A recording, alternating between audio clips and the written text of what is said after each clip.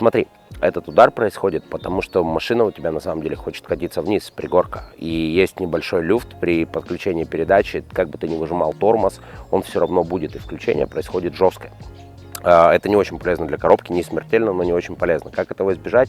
Это достаточно просто. Если ты паркуешься не на ровной поверхности, перед тем, как поставить машину на парковку, именно перевести рычаг, старайся затянуть ручник.